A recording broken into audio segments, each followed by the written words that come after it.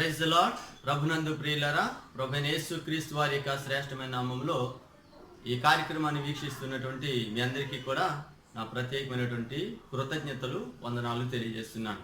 ప్రియులారా, గత వారం అంతా కూడా ప్రభు మనల్ని తన రెక్కల క్రింద మనం భద్రపరిచి మరొక ఆదివార దినపు ఆరాధన కార్యక్రమంలోకి ప్రభు మనల్ని నడిపించిందని బట్టి ప్రభుని స్తుతిస్తూ ఈ దినపు ఈ ఆరాధన కార్యక్రమాన్ని ప్రార్థన చేసుకొని ప్రారంభించుకుందాం. రండి, కన్నులు మూసుకొని ప్రార్థన చేసుకుందాము. ప్రార్థన. మమ్మల్ని మిక్కిలిగా ప్రేమిస్తున్న పరలోకపు తండ్రి, మీ ఘనమైన నామమునకు వందనాలు, స్తుతులు, స్తోత్రాలు తెలియజేస్తున్నాం. ఈ పరిశుద్ధ దినం బట్టి మీకు స్తోత్రాలు తండ్రి. గడిచిన వారమంతా నీ యొక్క సజీవమైన రెక్కలకు మమ్మల్ని భద్రపరిచి మరొక పరిశుద్ధ దినం, విశ్రాంతి దినాన్ని మీరు మా జీవితంలో అనుగ్రహించారు. మీకు స్తోత్రాలు. కొంత సమయం మీ సందులో మిమ్మల్ని స్తుతిస్తూ ప్రభా నీ వాక్యముని ధ్యానిస్తుంటుండగా దేవా మీరు మాకు సహాయం చేయమని, ఈ యొక్క వాక్యముని కార్యక్రమాన్ని వీక్షిస్తున్నటువంటి ఆ ప్రియ సోదర సోదరులు కుటుంబీకులందరినీ కూడా మీ చేతులకు అప్పగించుకుంటూ ఘనత ప్రభావములు తమరొక్కరే పొందమని ప్రార్థిస్తూ యేసుక్రీస్తు వారి శ్రేష్టమైన నామములో ప్రార్థన చేసి వేడుకొంచున్నాం పరలోకపు తండ్రి. ఆమేన్, ఆమేన్. సమయంలో మనం ఒక పల్లవి చరణం మనం పాడుకొని ప్రభు నామాన్ని మనం మహింపరచుదాం కలిసి. యుద్ధము యెహోవాదే, యుద్ధము యెహోవాదే, యుద్ధము యెహోవాదే, యుద్ధము యెహోవాదే. రాజులు మనకెవ్వరు లేరు, శూరులు మనకెవ్వరు లేరు, రాజులు మనకెవ్వరు లేరు, శూరులు మనకెవ్వరు లేరు. సైన్యములకు అధిపతి అయినా యెహోవా మన అండా, సైన్యములకు అధిపతి అయినా యెహోవా మన అండా. యుద్ధము యెహోవాదే, యుద్ధము యెహోవాదే, యుద్ధము యెహోవాదే, యుద్ధము యెహోవాదే. యెరికో గోడలు ముందున్నా, ఎర్ర సముద్రము ఎదురైనా, యెరికో గోడలు ముందున్నా, ఎర్ర సముద్రము ఎదురైనా, అద్భుత దేవుడు మనకుండా, భయమేలా మనకింకా. అద్భుత దేవుడు మనకుండా, భయమేలా మనకింకా. యుద్ధము యెహోవాదే, యుద్ధము యెహోవాదే, యుద్ధము యెహోవాదే, యుద్ధము యెహోవాదే. Praise the lord. ప్రియులారా, ఈ సమయంలో మనము కొంత సమయము దేవుని యొక్క లేఖనాలను పరిశీలన చేద్దాం. అందరము కలిసి మరి దేవుని వాక్యాన్ని మనం ధ్యానం చేయబోతున్నాం. ఈరోజు మన యొక్క ధ్యానాంశము నిర్లక్ష్యం. నిర్లక్ష్యం. ప్రియులారా, నిర్లక్ష్యం అనేటువంటి దాని గురించి మనము కొన్ని నిమిషాలు దేవుని వాక్యం నుండి కొన్ని మాటలను అందరం కలిసి ఆలోచన చేద్దాం. ఈ రోజున మనిషి తన జీవితంలో రకరకాల విషయాల్లో నిర్లక్ష్యాన్ని కలిగి ఉంటున్నాడు.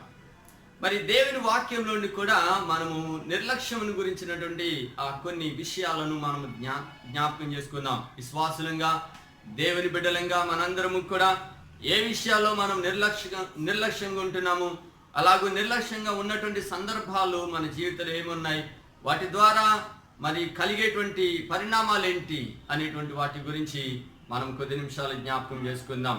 అపోస్తలుడైన పౌలు గారు హెబ్రీయులకు రాసిన పత్రిక 2వ అధ్యాయము 2వ వచనాన్ని మనము చదువుకుందాం. 2వ వచనం, ఎందుకనగా దేవదూతల ద్వారా పలుకబడిన వాక్యము స్థిరపరచబడినందున ప్రతి అతిక్రమమును అవిధేయతయు న్యాయమైన ప్రతిఫలము పొంది ఉండగా. 3వ వచనం, ఇంత గొప్ప రక్షణను మనము నిర్లక్ష్యము చేసిన ఎడల ఎలాగూ తప్పించుకొందుము. ప్రియులారా, ఇక 3వ వచనములు ప్రత్యేకంగా చెప్పబడిన మాట పౌలు భక్తుడు సంఘానికి వ్రాస్తూ చెప్తున్న మాట. ఇంత గొప్ప రక్షణ అనేటువంటి మాటను ప్రస్తావిస్తున్నాడు. నిజమే, ఈ లోకములో అన్నిటికంటే ఎంతో విలువైనది ఏమిటి అనంటే రక్షణ. ఒక విశ్వాసి తన జీవితంలో దేవుడిచ్చినటువంటి రక్షణ అతి ప్రాముఖ్యమైనది, శ్రేష్టమైనటువంటిది. ఈ లోక సంబంధమైనటువంటి మనుషులు ఈ లోకంలో ఉండేటువంటి వాటిని విలువైనవిగా భావిస్తున్నారు. కానీ దేవుని యొక్క వాక్యం చెప్తుందంటే అన్నిటికంటే చాలా విలువైనది దేవుడు ఇచ్చినటువంటి రక్షణ. ప్రభు ఇచ్చినటువంటి రక్షణను దేవుని పిల్లలైనటువంటి మనము ఎలాగూ కాపాడుకోవాలో బైబిల్లో మనం చదువుతున్నాం. ఇంత గొప్ప రక్షణ నిర్లక్ష్యం చేస్తే ఎలాగూ తప్పించుకుంటాం. ఏమిటి తప్పించుకునేది? ప్రియులారా, ఒకవేళ ఒక విశ్వాసి తన రక్షణ విషయంలో, తన విశ్వాస జీవితం విషయంలో, తన యొక్క దేవునితో ఉండేటువంటి సంబంధాల విషయంలో నిర్లక్ష్యంగా ఉండినట్లయితే చాలా ప్రమాదకరం. ఆ యొక్క ప్రమాదము అది వర్ణనాతీతం. కనుక దేవుని వాక్యంలో రాయబడినటువంటి మాటలు పౌలు భక్తుడు సంఘానికి చాలా స్పష్టంగా ఆయన చెప్తున్నటువంటి మాటలు ఏంటంటే నిర్లక్ష్యంగా ఉండవద్దు. రక్షణ విషయంలో, విశ్వాస విషయంలో, లేక దేవుని వాక్యము విషయంలో, దేవునితో మనకున్నటువంటి సహవాసము సంబంధము విషయంలో నిర్లక్ష్యముగా ఉండవద్దని పౌలు భక్తుడు సంఘాన్ని హెచ్చరిస్తున్నటువంటి మాటలు మనం చదువుతున్నాం. ప్రియులారా, ఈ మాటలు వింటున్నటువంటి దేవుని బిడ్డలారా, దేవుని విషయాల్లో మనము అనేక సార్లు నిర్లక్ష్య ధోరణి కలిగి ఉంటున్నామేమో ఆలోచన చేసుకోవాలి. లేదండి నేను దేవుని విషయాల్లో చాలా బాగున్నాను అనుకుంటే సంతోషం. లేదు, దేవుని విషయంలో, ఆయన వాక్యం విషయంలో, సన్నిధి విషయంలో మనం ఏమైనా అనాలోచన లేక ఆ విధమైన నిర్లక్ష్యం అనేటువంటి కలిగి ఉంటే అది మన యొక్క ఆధ్యాత్మిక జీవితానికి మంచిది కాదు. వాక్యంలోని కొన్ని వచన భాగాలను ఈ సమయంలో మనము జ్ఞాపకం చేసుకుందాం. వృత్తాంతాలు రాసిన 2వ గ్రంథము 29వ అధ్యాయము 11వ వచనములో ఈ విధంగా వ్రాయబడింది. 29వ అధ్యాయము 11వ వచనములో ఈ విధంగా వ్రాయబడింది. నా కుమారులారా, తనకు పరిచారకులై ఉండి ధూపము వేయుచుండుటకును, తన సన్నిధిని నిలుచుటకును, తనకు పరిచర్య చేయుటకును యెహోవా మిమ్మును ఏర్పరచుకొనెను గనుక మీరు అశ్రద్ధ చేయకుడి. ప్రియులారా, హిజ్కియా అనబడేటువంటి ఒక రాజు ఆ దేవుని యొక్క పిల్లలైనటువంటి వారందరికీ కూడా ఒక పిలుపునిస్తున్నాడు. బహుశా ఇక్కడ వ్రాయబడినటువంటి సంఘంలో పరిచర్య, దేవుని ఆలయంలో పరిచర్య చేసే పరిచారకులుగా నీవు వ్రాయబడినప్పటికీ ఈ దినాన్ని దేవుడు నిన్ను లేక నన్ను, మనలను ఎందుకు ఏర్పాటు చేసుకున్నాడు? ప్రభు మనల్ని ఎందుకు రక్షించుకున్నాడు? ఇంత గొప్ప రక్షణ ఎందుకు దేవుడు నీకు నాకు ఇచ్చాడు? కనుక ఈ రక్షణ విషయంలో మనం ఎలా ఉండకూడదంటే అశ్రద్ధగా ఉండకూడదు. చాలా క్లియర్గా చెప్తున్నాడు హిజ్కియా భక్తుడు రాజు. ఇదిగో దేవుని మందిరమును గురించి, దేవుని మందిరంలో పరిచర్యని గురించి, దేవుని మందిరములో ఆయన వాక్యం యొక్క ప్రకటన విషయంలో కానీ, ఆయన ప్రజలైనటువంటి వారికి ఎలాగో పరిచర్య చేయాలో. కనుక ఈ దినాన్ని మనము కూడా దేవుని యొక్క పరిచర్యలో సాగిపోవలసిన వారం విన్నాం. అనగా దేవునిని స్తుతించుట, ప్రార్థన చేయడం, ఆరాధన చేయడం, సంఘములో, సహవాసములో మనమందరం కూడా పాలి భాగస్థులమై ఉన్నాం. మనము అందరము కలిసి దేవుని మహిమ కొరకు జీవించవలసిన వారముగా ఉండాలని ప్రభు మనల్ని రక్షించుకున్నాడు. మనము జ్ఞానవంతులమని కాదు, ధనవంతులమని కాదు, లేకపోతే అందరికంటే తెలివితేటలు కలిగిన వారమని కాదు. మనలను ప్రభు ఎంతో ప్రేమిస్తున్నాడు గనుక ఆయన మనల్ని రక్షించుకున్నాడు. ప్రభునందు ప్రియులారా, ఈ మాటలు వింటున్న దేవుని బిడ్డలారా, మనము దేవుని యొక్క పని విషయంలో, దేవుని సన్నిధి విషయంలో, ఆయన వాక్యం విషయంలో, ఆయనతో సహవాసం చేసే విషయంలో నిర్లక్ష్యం కలిగి ఉన్నామా? ఈ యొక్క దినాలుగా దాదాపు 2 నెలలుగా సంఘాలకు వెళ్ళలేని పరిస్థితులు, సహవాసాలుగా కూడుకోలేని పరిస్థితులు. ఈ దినాలలో మనము మన కుటుంబాల్లో కనీసం దేవునితో సహవాసం చేస్తున్నామా? మన కుటుంబాల్లో కూర్చొని మన కుటుంబీకులందరం కలిసి దేవుని సందులో ప్రార్థన చేస్తూ ఆరాధన చేస్తున్నామా? లేక నిర్లక్ష్యంగా ఉన్నామా? కనుక ఈ దినాన్ని దేవుని పిల్లలకు పౌలు భక్తుడు చాలా స్పష్టంగా హెచ్చరిస్తున్నాడు. ఏంటంటే నిర్లక్ష్యం చేయవద్దు. దేనిని? ఇంత గొప్ప రక్షణను నిర్లక్ష్యం చేయవద్దు. ఒకవేళ అలాగే నిర్లక్ష్యం చేస్తే దాని పర్యవసానము చాలా ప్రమాదకరమైంది కనుక మనము దేవుని వాక్యాన్ని బట్టి మనకి ఇవ్వబడిన విశ్వాస జీవితాన్ని, ఈ యొక్క రక్షణ జీవితాన్ని నిర్లక్ష్యం చేయదు. చాలా మంది అనాలోచనగా రక్షణ పొందుతారు, సంఘానికి వస్తూ దేవుని వాక్యం విషయంలో, సన్నిధి విషయంలో, లేకపోతే దేవుని గురించిన పరిచయ విషయంలో చాలా నిర్లక్ష్యంగా ఉంటూ ఉంటారు. కనుక దేవుని ఆజ్ఞల విషయంలో కూడా మనము నిర్లక్ష్యంగా ఉండడము మంచిది కాదని దేవుని వాక్యాన్ని బట్టి నేను జ్ఞాపకం చేస్తున్నాను. మరొక వచన భాగాన్ని సమయంలో చదువుకుందాం. మత్తయి సువార్త 25వ అధ్యాయములో యేసు ప్రభువారు ఒక చక్కటి ఉపమానమును ఆయన చెప్పారు.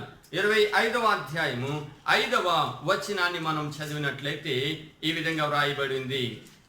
25:5 వచనం. పెండ్లి కుమారుడు ఆలస్యము చేయగా వారందరూ కునికి నిద్రించుచు ఉండిరి. ప్రియులారా, ఇక్కడ యేసు ప్రభువారు ఒక ఉపమానం చెప్పారు. అది మనలో చాలా మందికి తెలుసు. ఇక్కడ 10 మంది కన్యకలు వాళ్ళు సిద్ధపడి పెండ్లి కుమారుడు కొరకు ఎదురు చూస్తున్నారు. కానీ బైబిల్లో రాయబడింది, పెండ్లి కుమారుడు ఆలస్యము ఎప్పుడైతే చేశారో, పెండ్లి కుమారుడు ఆలస్యం చేసేసరికి వారందరూ కునికి నిద్రించుచుండిరి అని వ్రాయబడింది.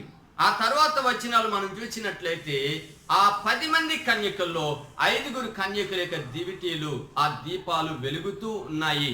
ఒక 5 యొక్క దివిటీలు లేక దీపాలు ఆరిపోతున్నాయని బైబిల్ వ్రాయబడింది. ఆ దివిటీలు, ఆ దీపాలు దేనికి సాదృశ్యం అంటే దేవుడు మనకిచ్చినటువంటి రక్షణకు సాదృశ్యం. ఆయన మనకిచ్చిన రక్షణ విషయంలో నిర్లక్ష్యము కలిగి ఉండకూడదని దేవుని వాక్యం చెప్తుంది. ఇలా ఇక్కడ వీరిలో కనబడుతుంది ఏంటి అంటే నిర్లక్ష్యం. పర్వాలేదులే, మనం సిద్ధంగానే ఉన్నాం కదా, మనం ఆల్రెడీ రెడీ అయిపోయి వచ్చాం కదా, పెళ్లి కొడుకు వస్తే ప్రక్కలు ఎవరో ఒకరు లేపుతారు, మనం కూడా వెళ్ళిపోతాం అన్నట్లుగా వాళ్ళు అనుకుంటున్నారు.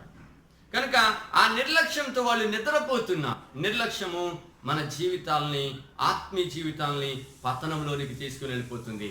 నిర్లక్ష్యం కలిగి ఉన్నామంటే అపవాది ఆ నిర్లక్ష్యాన్ని బట్టి నీ జీవితాన్ని నాశనానికి నడిపిస్తాడు. జాగ్రత్త, మన జీవితాల్లో దేని విషయంలో కూడా మనం నిర్లక్ష్యంగా ఉండడానికి వీలు లేదని దేవుని వాక్యాన్ని బట్టి ఈ దినాన్ని నేను జ్ఞాపకం చేస్తున్నాను. కనుక నిర్లక్ష్యంగా ఉన్నటువంటి ఆ 10 మంది కునికి నిద్రపోతున్నారు.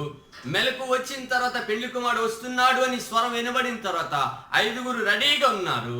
ఈ యొక్క సిద్ధంగా లేనటువంటి వాళ్ళు, లేకపోతే నూనె లేనటువంటి వాళ్ళు ఎక్కడికో వెళ్ళారు. ఆ నూనెను తెచ్చుకునే లోపు ఏం జరిగింది అని అంటే పెళ్లి కుమారుడు సిద్ధంగా ఉన్నటువంటి 5 తీసుకుని వెళ్ళిపోయాడు. ప్రియులారా, ఈ దినాన్ని మనం జ్ఞాపకం చేసుకోవాల్సింది, విశ్వాస జీవితంలో నీవు సిద్ధంగా ఉండాలి. పెళ్లి కుమారుడైన యేసు ప్రభువారు ఆయన త్వరగా రాబోతున్నారు. ఆయన వచ్చే సమయానికి నీవు, నేను, దేవుడు మనకిచ్చిన రక్షణను మనం కాపాడుకోవాలి. బైబిల్లో రాయబడింది, అంతం వరకు సహించిన వాడే రక్షింపబడునని. తిమోతికి రాసిన పత్రికలో కూడా ఒక మాట వ్రాయబడింది. అపోస్తలుడైన పౌలు గారు తిమోతికి రాస్తూ చెప్తున్న మాట ఏంటంటే, ఇదిగో తిమోతి, మంచి పోరాటము పోరాడి తిని, నా పరుగును తుదముట్టించి తిని, విశ్వాసమును కాపాడుకుంటుని, ఇక మీదట నా కొరకు కిరీటం ఉంచబడింది, నేను ప్రభు దగ్గరికి వెళ్ళిపోతున్నాను. ఎప్పటివరకు ఆయన విశ్వాసాన్ని కాపాడుకున్నాడు అని అంటే చివరి దినము వరకు కూడా. కనుక మన జీవితంలో దేవుడు మనకిచ్చిన రక్షణను ఏదో కొంతకాలము జాగ్రత్తగా మన రక్షణలో ఉండి, నమ్మకంగా ఉండి, యథార్థంగా ఉండి, ప్రార్థన చేస్తూ మరి తర్వాత కాలంలో విశ్వాసం నుండి తొలగిపోయి పరిస్థితులు రాకుండా చూసుకోవాలి. కనుక విశ్వాసమును మన జీవితంలో కొనసాగించుకోవలసిన వారమైనాం. మనకు ఇవ్వబడిన రక్షణ చాలా విలువైనది. చాలా మంది ఈ రక్షణను ఎంతో నిర్లక్ష్యం చేస్తున్నారు. చాలా మంది ఉద్రేకంతో బాప్తిస్మం పొందుతారు, రక్షణ పొందుతారు. తర్వాత సహవాసానికి వచ్చిన తర్వాత కొంతకాలం అయిన తర్వాత వాక్యానికి, సంఘానికి, సహవాసానికి దూరం అయిపోతారు. నిర్లక్ష్యం. కనుక ఈ విధమైనటువంటి నిర్లక్ష్యం అనేటువంటి ధోరణి మన జీవితానికి మంచిది కాదు.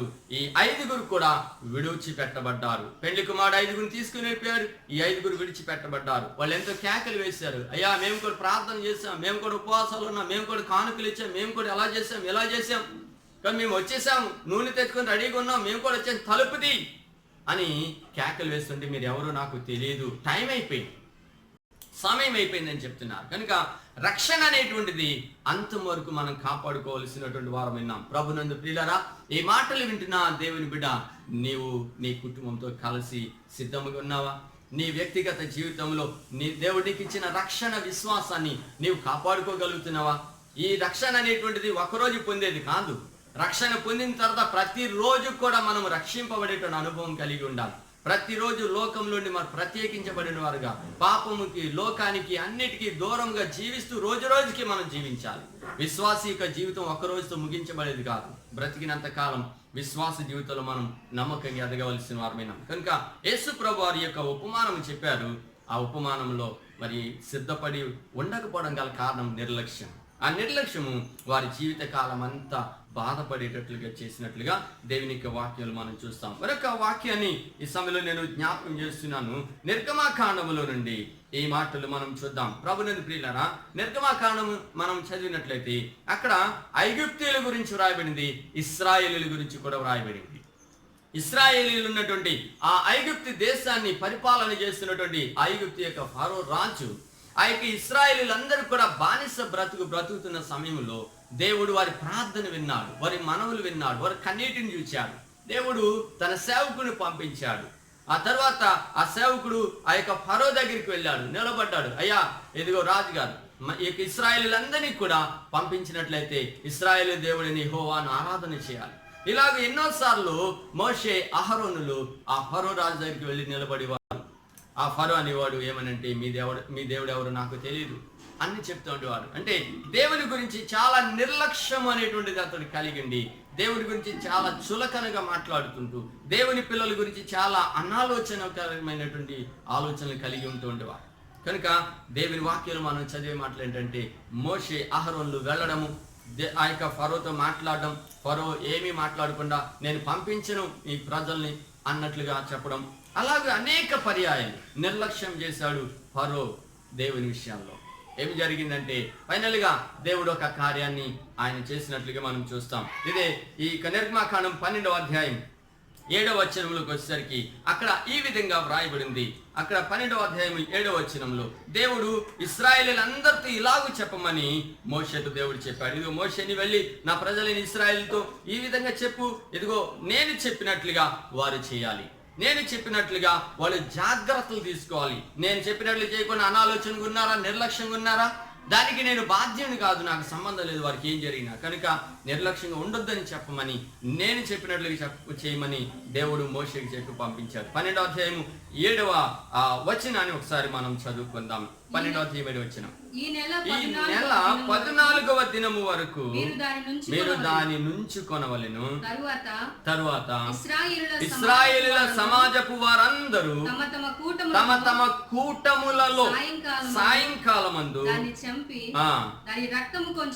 దాని రక్తము కొంచెము తీసి తాము దానిని తిని ఇండ్ల ద్వారబంధపు రెండు నిలువు కమ్ముల మీదను పైకమ్మి మీదను చల్లి. ఏమండి, దేవుడు ఇక్కడ చాలా స్పష్టంగా ఇశ్రాయేలీయులను గురించి ఒక మంచి ప్రణాళికతో ఆయన చెప్తున్న మాటలు. ఇదిగో నా ప్రజలని ఇశ్రాయేలీని ఐగుప్తు బానిసత్వం నుండి, ఐగుప్తు యొక్క చెర నుండి నేను విడిపిస్తాను. అయితే నా ప్రజలు ఇలాగూ చేయాలని చెప్పు మోషే, నేను ఏమైతే చెప్పానో దాని ప్రకారంగా చేయాలి. అలాగూ కాకుండా వాళ్ళ ఇష్టం వచ్చినట్లు చేసినట్లయితే వాళ్ళకి ఎలాంటి పరిణామాలు వచ్చినా దానికి నాకు సంబంధం లేదు. వాళ్ళు చేసిన, వాళ్ళు కలిగిన నిర్లక్ష్యానికి వాళ్ళే బలైపోతారన్నట్లుగా దేవుడు ఇశ్రాయేలీయుల గురించి మాట్లాడుతూ దేవుడు ఈ విధమైనటువంటి ఒక పనిని చెప్పాడు. ఇదిగో మీరు ప్రతి కుటుంబం కూడా గొర్రెపిల్లను వధించాలి. గొర్రెపిల్లను వధించి ఆ యొక్క గొర్రెపిల్ల యొక్క రక్తమును మీరు నివసిస్తున్నటువంటి ఇంటి రెండు నిలువు కమ్ములు ఆ యొక్క అడ్డు కమ్మి మీద ఆ యొక్క గొర్రెపిల్ల రక్తాన్ని పుయ్యండి ద్వారబంధానికి. అలాగూ మీరు ఇంటి లోపల ఉండి మీరేమి చేయాలంటే ఆ పస్కా యొక్క లేకపోతే ఆ యొక్క గొర్రెపిల్ల యొక్క మాంసం మీరు భుజిస్తూ, అనగా దాని అర్థం ఏంటంటే మీరు ఇంట లోపల ఉండి మీరు గొర్రెపిల్ల యొక్క రక్తాన్ని మీ యొక్క ఇంటి ద్వారబంధముల మీద పూసుకొని మీరు లోపల ఉండి దేవుణ్ణి ఆరాధన చేయాలన్నట్లుగా.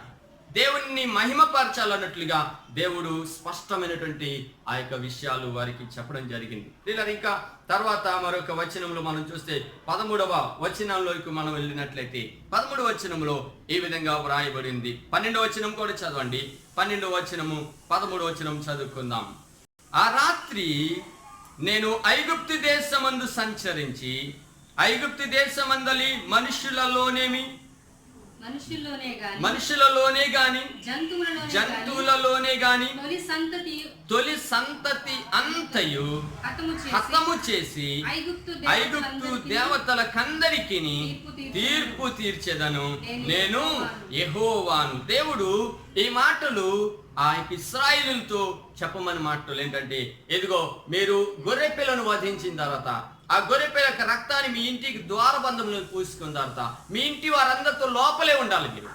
మీ ఇంటి లోపల నుండి బయటికి రాకూడదు. మీరు లోపలే ఉండి మీరు ఈ విధంగా చేయండి నేను చెప్పినట్లుగా. మీరు ఆ పస్కా పశువును మీరు తింటూ చేస్తూ మీరు దేవుని మహిమపరచవలసిన వారు ఉన్నారని ఆ మాటలు చెప్తూ 12వ వచనంలో వచ్చేసరికి దేవుడు అంటున్నాడు, ఆ రాత్రి నేనేం చేస్తానంటే ఆ రాత్రి ఐగుప్తు దేశాన్ని సంచరిస్తాను.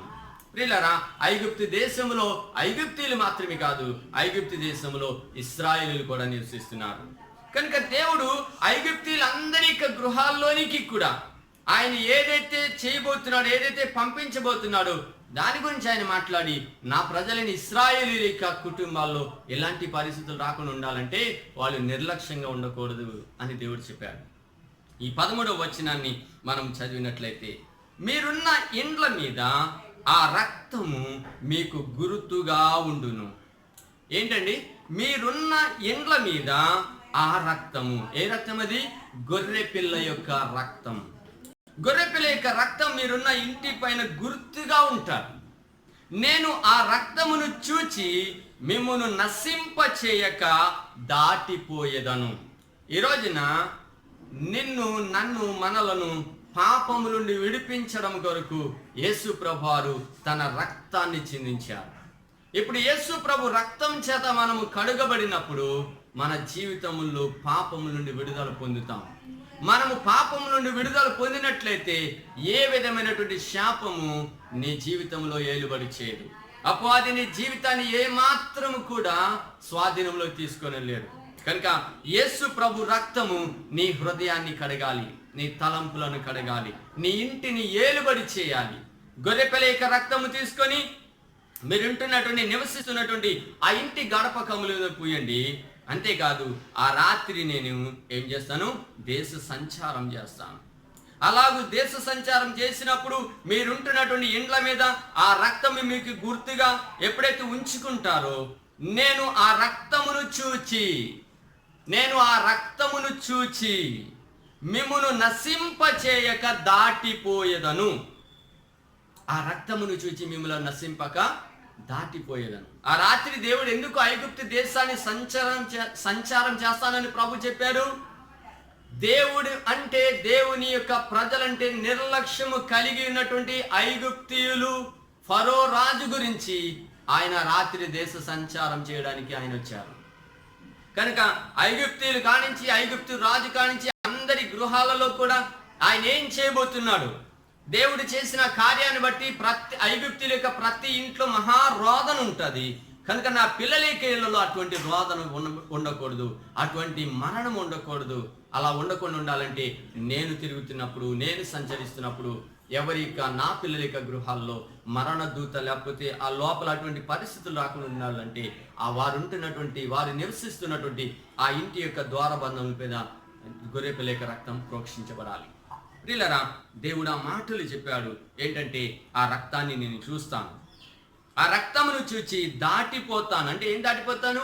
ఆ రక్తాన్ని చూచి ఆ ఇంటి లోపలికి వెళ్ళను, ఆ ఇంటిని దాటి వెళ్ళిపోతాను. అంటే దేవుడు ఆ ఇంట్లో ఆ ఐగుప్తు దేశం అంతటి మీద కూడా ఎందుకు సంచారం చేయడానికి వచ్చాడంటే ఆయన ఆశీర్వదించడానికి కాదు, మరణం అనేటువంటిది సంభవిస్తుందని దేవుని యొక్క వాక్యంలో వ్రాయబడింది. కనుక దేవుడు ఏమంటున్నాడంటే, ఎవరింటి పైన అయితే, ఎవరింటి ద్వారబంధముల మీద అయితే గొర్రెపిల్ల యొక్క రక్తం కనబడడం నేను చూస్తాను, ఆ ఇంటిని నేను దాటిపోతాను. ఈరోజు మరణము నీ ఇంటి పైన ఏలుబడి చేయకుండానట్లుగా, నాశనము లేకపోతే ఏ విధమైన తెగులు ఏది కూడా నీ ఇంటి మీద దాడి చేయకుండా ఉండినట్లుగా నేను మనందరము యేసయ్య యొక్క రక్తము క్రిందకి రావాలి.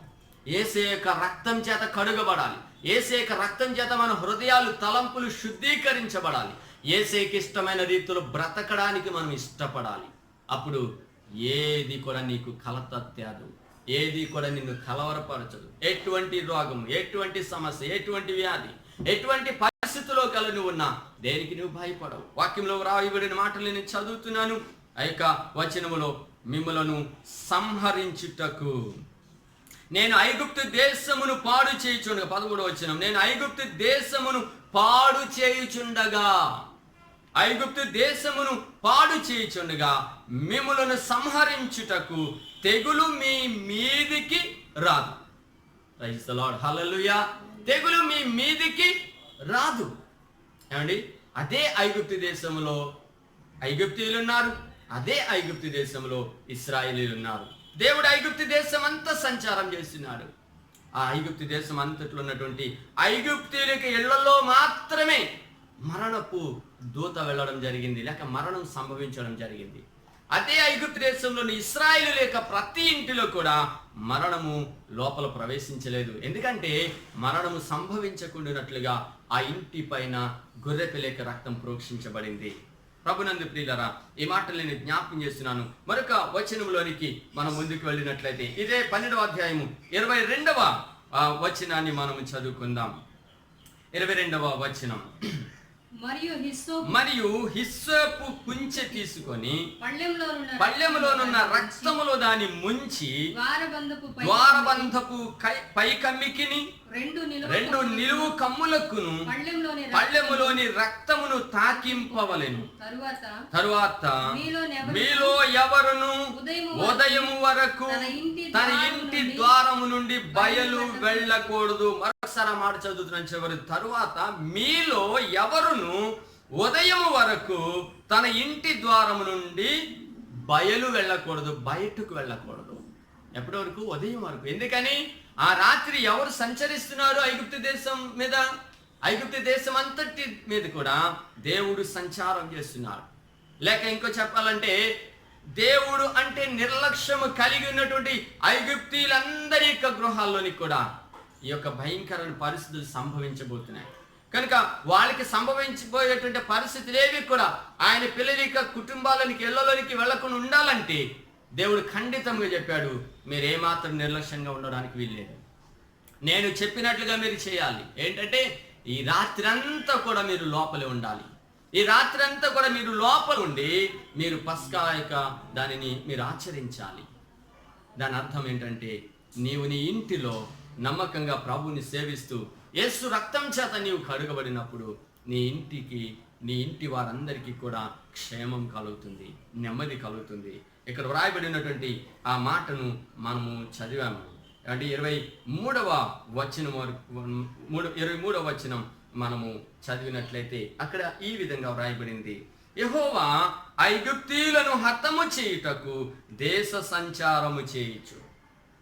ఐగుప్తీయులను హతము చేయుటకు దేశ సంచారము చేయుటకు. దేవుడు ఎందుకు చంపుతాడు? బ్రతికించేవాడు చంపుతాడా? ఎందుకు దేవుడు ఇలాంటి ఆ నిర్ణయంతో ఐగుప్తు దేశ సంచారం చేస్తున్నాడు అంటే, ఐగుప్తీయులందరూ దేవునికి ఎంతో విరోధస్తులుగా ఉన్నారు. దేవుని మాట అంటే గిట్టని వారుగా ఉన్నారు. దేవుని యొక్క పిల్లలను గురించి నిర్లక్ష్యం కలిగి ఉన్నారు. దేవుని పిల్లల్ని ఇష్టానుసారంగా బాధించేటువంటి పరిస్థితులు. ప్రభునందు ప్రియులారా, ఇది నాన్ని మనం జ్ఞాపకం చేసుకుందాం. నేను ఎక్కడ నివసిస్తున్నాం? ఈ లోకంలో. అపవాది స్థావరం ఉన్న, అపవాది నివాసం ఉన్న ఈ లోకంలో మనం ఉన్నాం. మన బద్ధ శత్రువైన అపవాది మనల్ని ఏదో ఒక విధంగా పాడు చేయాలని, నాశనం చేయాలని, ఏదో ఒక విధంగా చేయాలని కంకణం కట్టుకున్నటువంటి పరిస్థితులు. కనుక ఇలాంటి దినాల్లో నేను, నీ కుటుంబం, మన కుటుంబాలు ఆయన ఆరోగ్యకర రెక్కల కింద భద్రంగా ఉండాలనుకుంటే యేసు ప్రభు రక్తం చేత మనం సంపూర్తిగా కడగబడాలి. దేవుడు మనకిచ్చిన రక్షణను మనం నిర్లక్ష్యం చేయకూడదు. దేవుడు మనకిచ్చిన విశ్వాసం పట్ల నమ్మకస్తుగా జీవించాలి. దేవుడు నీకు ఇచ్చిన వాక్యాన్ని నువ్వు ప్రేమించాలి. దేవుడు నీకు ఇచ్చిన సన్నిధిని నువ్వు గౌరవించాలి. కనుక మన దేవుని సందులో, దేవుని వాక్యంలో, విశ్వాసంలో, ప్రార్థనలో, కుటుంబ ఆరాధనలు అన్నింటిలో మనం బలపడుతుంటే దేవుడు తప్పనిసరిగా నీ పట్ల ఒక ప్రత్యేకమైన ప్రణాళిక కలిగి ఉంటాడు. యెహోవా యందు భయభక్తులు కలిగిన వారి చుట్టూ ఆయన దూత కావలేండి వారిని రక్షించు. ఇది నాన్ని ఈ మాటలు నేను ముగించబోతున్నాను. ప్రభునందు ప్రియులారా, ఈ మాటలు వింటున్న దేవుని బిడ్డలారా, ఒకవేళ మన జీవితాల్లో విశ్వాసం అనేటువంటిది లేకుండా, పరిశుద్ధత లేకుండా, పవిత్రత లేకుండా, మన ఇష్టానుసారంగా జీవిస్తూ మనం దేవుని పిల్లలు అనుకుంటూ నిర్లక్ష్యంగా సాగిపోతే చాలా ప్రమాదం. మనం ప్రార్థన చేసుకోవాల్సిన వారమైనాం. వ్యక్తిగతంగా మనం సరి చేసుకోవాల్సిన వారమైనాం. 23వ వచనం నేను చదివి ఆయన ముగించాలనుకుంటున్నాను మరొకసారి. యెహోవా ఐగుప్తీయులను హతము చేయడానికి దేశ సంచారము చేయొచ్చు. ద్వారబంధపు పైకమ్మి మీదను 2 నిలువు కమ్ముల మీదను ఉన్న రక్తమును చూచి యెహోవా ఆ తలుపును దాటిపోవును, మిమ్మును హతము చేయటానికి మీ ఇండ్లలోనికి సంహారకుని చొరనీయడు. అర్థమైందండి? మిమ్మలను హతము చేయడానికి సంహారకుడు అంటే సంహరించేవాడు, నాశనం చేసేవాడు, చంపేవాడు, కష్టపెట్టేవాడు. కనుక అలాంటి సంహారకుని మీ ఇంటి లోపలికి రానివ్వడానికి చొరబడనివ్వడు. కనుక నీ జీవితంలో, నీ కుటుంబంలో ఎలాంటి భయంకరమైన పరిస్థితులు ఉన్నాయి, దేవుని యొక్క రక్తం చేత నీవు కడుగబడితే ప్రత్యేకమైనటువంటి కాపుదల తప్పనిసరిగా దేవుడు నీకు అనుగ్రహిస్తాడనే సంగతిని జ్ఞాపకం చేస్తున్నాను. బైబిల్ గ్రంథంలో దేవుడు చాలా స్పష్టంగా చెప్పిన మాట ఏంటంటే, ఇదిగో ఐగుప్తీయులకు కలుగజేసిన రోగములలో ఏది కూడా మీకు రానివ్వనని ప్రభు చెప్పారు. ఈ మాటలన్నీ కూడా కేవలము వాగ్దానాలుగా తీసుకొని మరి ఆ వాగ్దానాలు మనం చదువుకుంటూ వాటిని బట్టి ఆనందించి దేవానికి స్తోత్రం అని అనుకొని దేవుని మహింపరచాలి. కనుక దేవుని వాక్యాన్ని మనం నమ్మవలసిన వారు విన్నాం. ఇది నాన్ని ఇంత గొప్ప రక్షణ నిర్లక్ష్యం చేస్తే ఎంత ప్రమాదం. కనుక ఇక్కడ ఫరో రాజు దేవుని పిల్లలను ఎంతో నిర్లక్ష్యం చేశాడు. దేవుని యొక్క మాటలు పట్టించుకోలేదు. దేవుడు చేసిన కార్యాలు ఏమాత్రం లెక్క చేయకుండా ఇష్టానుసారంగా జీవించాడు. దాని యొక్క పరిణామాలు తీవ్రమైన రీతిలో అనుభవించాడు. ఐగుప్తు దేశం అంతటి మీద దేవుడు ఆ సంచారం చేసినప్పుడు మరణ దూత ఐగుప్తు యొక్క రాజు ఇంటిలోనికి వెళ్ళడం జరిగింది. రాజు కొడుకు చనిపోయాడు. రాజుతో సహా ఐగుప్తు దేశంలో పనిచేసేటువంటి వారు కూడా, పని వాళ్ళ ఇళ్లలో కూడా మరణ దూత వెళ్ళడం జరిగింది. ఐగుప్తు దేశంలో చావు లేని ఇల్లంటూ ఒక్కటి కూడా లేదంట. మహారోదన. అదే ఐగుప్తు దేశంలో ఐగుప్తీయులు ఉన్నారు, ప్రతి ఇంట్లో రోదనే. ప్రక్క వాళ్ళ ఇంట్లోకి వెళ్ళి ఇంకొకరు ఓదార్చే పరిస్థితి లేదు. ఎవరింట్లో వాళ్ళు ఏడుస్తున్నారు. అక్కడే ఉన్నటువంటి ఇశ్రాయేలీలు అందరి ఇళ్లలో సంతోషం. ఎవరిచ్చారు సంతోషం? దేవుడిచ్చాడు. వాళ్ళ కుటుంబాలు మరణం ప్రవేశించలేదు వాళ్ళ ఇంటిలోనికి. ఎందుకు ప్రవేశించలేదు? వాళ్ళు దేవుడు చెప్పిన మాట విషయంలో నిర్లక్ష్యం లేకుండా ఆయన ఏదైతే చెప్పాడో తన సేవకుని ద్వారా ఆ మాటను వారు చేశారు. ప్రభునందు ప్రియులారా, దినాన్ని దేవుని వాక్యం ఏం బోధిస్తుందో ఆ మాటలు వింటూ చదువుతూ దాని ప్రకారంగా జీవించడానికి ఇష్టపడుతున్నామా? ఆలోచన చేసుకుందాం, ప్రార్థన చేసుకుందాం. నిర్లక్ష్యం, ఈ దినము మనం ధ్యానం చేసుకున్నటువంటి అంశం నిర్లక్ష్యం. కనుక ఈ భయంకరమైన నిర్లక్ష్యం అనేటువంటిది మన జీవితాలను ఎక్కడ తీసుకువెళ్తుందో మనకు తెలియదు. ఈ రోజున చాలా మంది కుటుంబ విషయాల్లో, బిడ్డల విషయాల్లో, లేకపోతే ఆరోగ్య విషయాల్లో, ఆర్థిక సంబంధ విషయాల్లో, అనేకమైన విషయాల్లో నిర్లక్ష్యాలు కలిగి ఉంటున్నారు. సరే, వీటన్నిటిని ప్రక్కన పెడితే ఒక విశ్వాసిగా మనం దేవుని విషయంలో, ఆయన వాక్యం విషయంలో, ఆయన సన్నిధి విషయంలో నిర్లక్ష్య ధోరణి కలిగి ఉన్నామా? విస్తరించి మాట్లాడడానికి సమయం లేదు కనుక ముగిస్తున్నాను. కనుక నీవు నిర్లక్ష్యంగా కలిగి ఉంటే నీ నిర్లక్ష్యానికి ఎంతో కొంత మూల్యం చెల్లించుకోవాలి. నీ కుటుంబము, నీవు దేవుని సన్నిధి పట్ల ఆసక్తి కలిగి సాగిపోవాలని కోరుతున్నాను. ఈ యొక్క భయంకర దినాలలో, ఈ యొక్క సంఘాల్లో ఆరాధన జరగని దినాలలో మనము నిర్లక్ష్యంగా ఉండకుండా మన ఇళ్లలో, మన గృహాల్లో కుటుంబాలతో కలిసి, పిల్లలతో కలిసి, మన కుటుంబంతో కూర్చొని ప్రతిరోజు కొంత సమయం వెచ్చించి ప్రార్థన చేయకపోతే, కుటుంబ ఆరాధన చేసుకోకపోతే, వాక్యాన్ని చదవకపోతే ఇది అపవాది యొక్క చేతిలో నువ్వు విడిపించబడలేవు.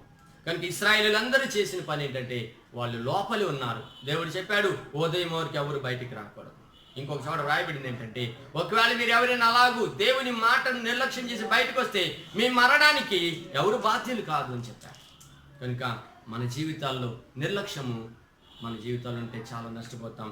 దేవుని పట్ల, ఆయన సన్నిధి పట్ల, ఆయన వాక్యం పట్ల, ఆయన యొక్క సహవాసం పట్ల నిర్లక్ష్య ధోరణి లేకుండా మనం ఆత్మీయంగా ఎదుగుతూ, బలపడుతూ, అనేకులకు ఆశీర్వాదకరంగా ఉండాలని కోరుకుంటూ ఈ మాటలు ముగిస్తున్నాను.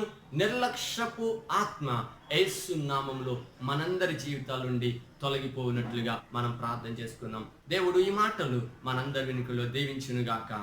ఆమేన్. ప్రార్థన చేసుకుందాం. మీరు ఎక్కడున్నప్పటికీ అవకాశం ఉంటే తలలోంచి కళ్ళు మూసుకొనండి. ప్రార్థన చేసుకుందాం. మహాఘనుడు, మహోన్నతుడు, పరిశుద్ధుడు, ప్రేమ కలిగిన తండ్రి, మీ ఘనమైన నామమును కొందనాలు, స్తుతులు, స్తోత్రాలు తెలియజేస్తున్నాం తండ్రి. ఈ యొక్క సమయంలో ప్రభువా, నీ సన్నిధులు ఇలాగూ కొంత సమయం మిమ్మల్ని స్తుతించడానికి, దేవాయకు తండ్రి వాక్యమును ధ్యానించడానికి మీరు ఇచ్చిన ఈ శ్రేష్టమైన సమయం కొరకు వందనాలు.